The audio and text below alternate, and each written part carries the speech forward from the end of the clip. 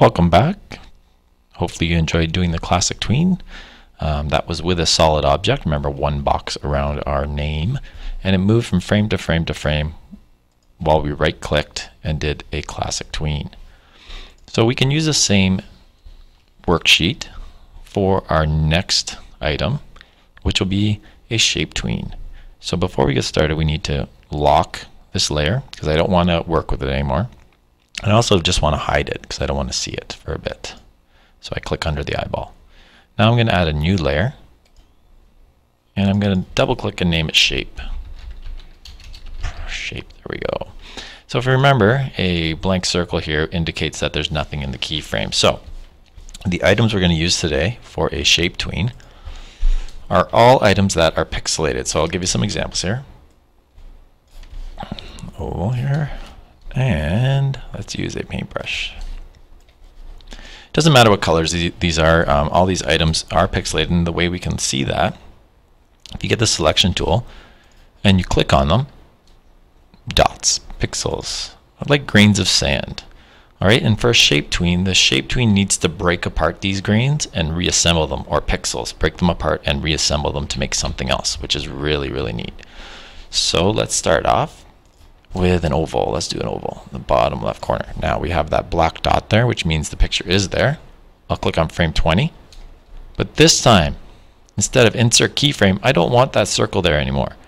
I want a blank keyframe because I want to draw something totally different. So I have the white dot there.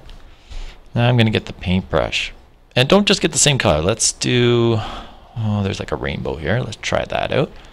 All right, and let's draw like, I'm going to do a big check mark.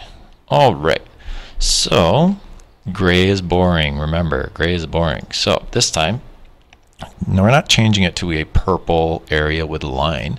We're going to do shape tween, and you'll notice that's a green area with a line. That's how you know the tween's working, or animation's working. So if I click it, hey, check mark, good. All right, let's go to frame 40 now and change that check mark into something else. Insert, timeline, blank keyframe. Oh no, the screen's empty. That's good because we want the object to change into something totally different. So let's get a shape. Let's get a rectangle. And let's actually, nice pink here.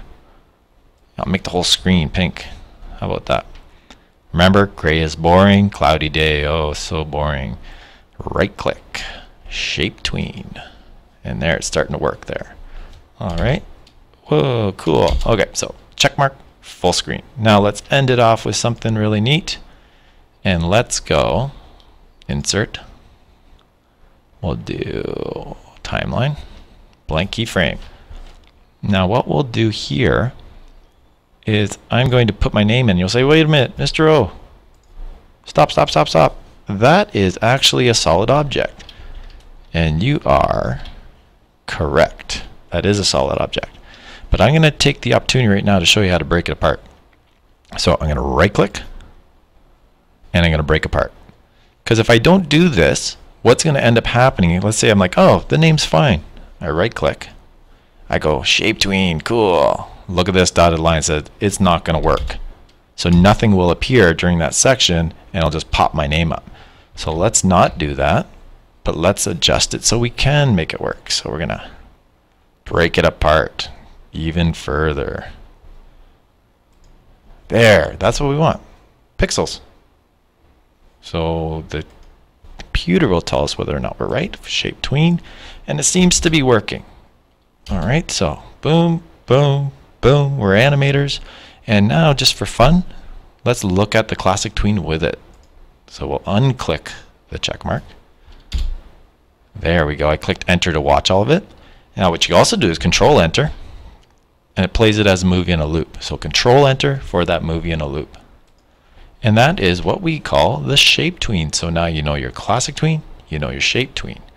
All right, so practice that. You can add a few more layers or features.